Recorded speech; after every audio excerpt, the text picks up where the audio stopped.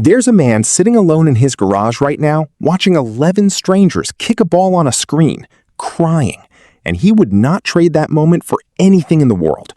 You probably know someone like this. Maybe it is your dad, your uncle, or your neighbor who disappears every 4 years when the World Cup starts. They do not watch in the living room with the family. They do not go to the sports bar with friends. They find a corner, a screen, and complete silence. And everyone around them thinks it is a little weird. But what if those people are actually doing something most of us are not capable of? Because here is what psychology tells us. The way you choose to watch a football match says something deeply revealing about how your brain is wired, how you process emotion, and what you actually need to feel alive. Let us start with something most people never think about. When you sit in a room full of people watching a football game, you are not just watching the game. You are watching the game while also monitoring everyone else in the room. You are tracking reactions, managing your own expressions, adjusting your emotional responses based on the social environment around you. Your brain is doing 2 jobs at once, and neither of them is getting your full attention. Now, take that man in the garage. He is doing 1 job, just watching, just feeling. Nothing filtered, nothing performed. And that single difference changes the entire experience at a neurological level.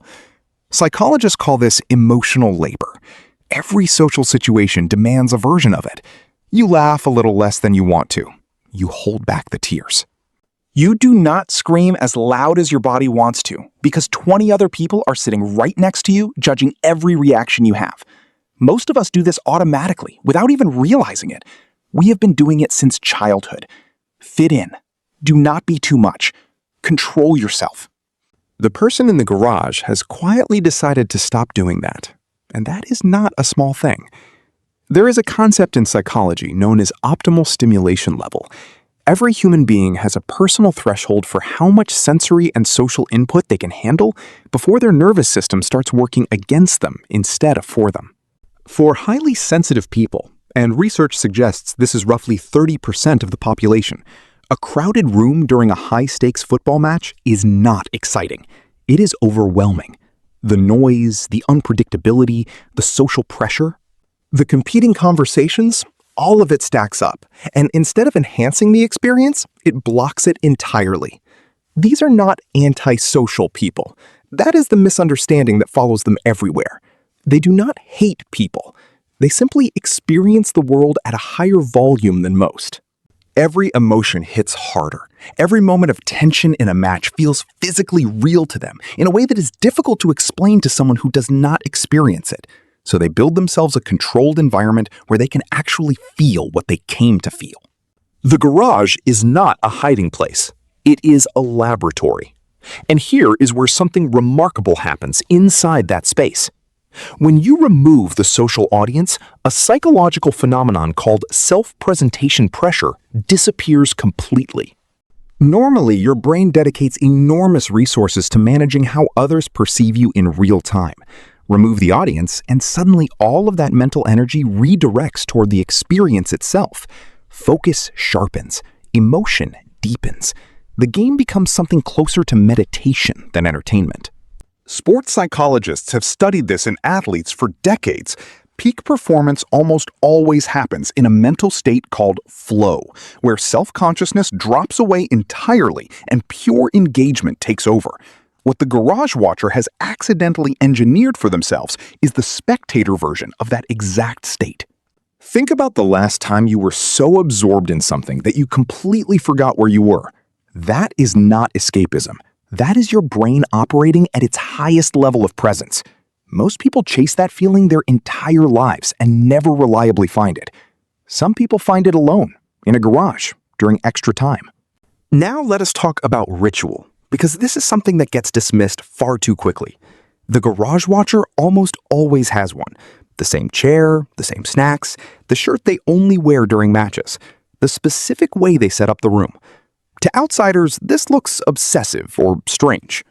To a behavioral psychologist, this looks like a deeply intelligent coping mechanism. Human beings are meaning-making creatures. We attach significance to objects, sequences, and environments because it gives us a sense of agency over things that are fundamentally out of our control. Supporting a football team is one of the most emotionally vulnerable things a person can do. You are handing your emotional state over to 22 people who do not know you exist. The ritual is how the brain regains a sense of control in the middle of that vulnerability. There's a term for the belief that your personal behavior can influence an outcome you have no logical power over: magical thinking. And before you dismiss it as irrational, understand that neuroscience has found it serves a genuine psychological function.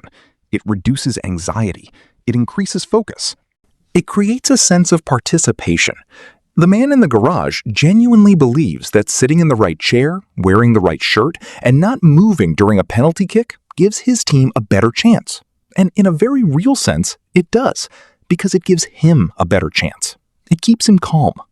It keeps him present. It makes him feel connected to something larger than himself.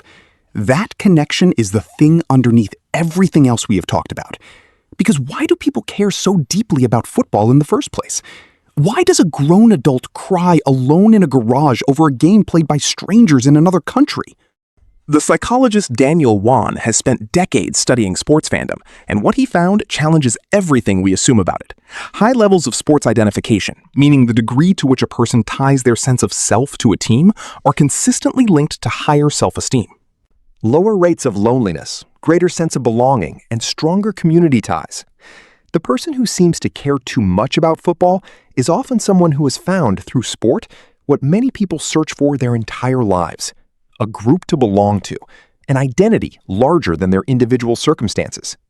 A reason to feel something deeply and completely. And when your team loses, you do not just feel disappointed. You experience something that mirrors grief. Studies using brain imaging have shown that social rejection and loss activate the same neural pathways as physical pain. When the final whistle blows and your team has lost, your brain processes it in a way that is chemically similar to losing something real, something personal. Now imagine feeling all of that in a room full of people you have to stay composed in front of. Or imagine feeling all of that completely alone, in your space, where no one can see you and you do not owe anyone a reaction. The garage is where a person goes to be honest, completely, uncomplicatedly honest. No performance, no social calculation. Just a human being and something they love, and the full spectrum of what that love feels like. We live in a world that increasingly asks us to share everything, perform our joy publicly, prove our passions to an audience. The garage watcher is doing something quietly radical. They are refusing to let anyone else define what their experience should look like. They are protecting something private in a world that no longer believes privacy has value. So the next time someone disappears into the garage for the World Cup, do not pity them. Do not worry about them.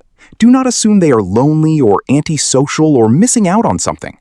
Understand that what they have figured out, quietly and without anyone's approval, is how to feel something completely. And that is rarer than you think.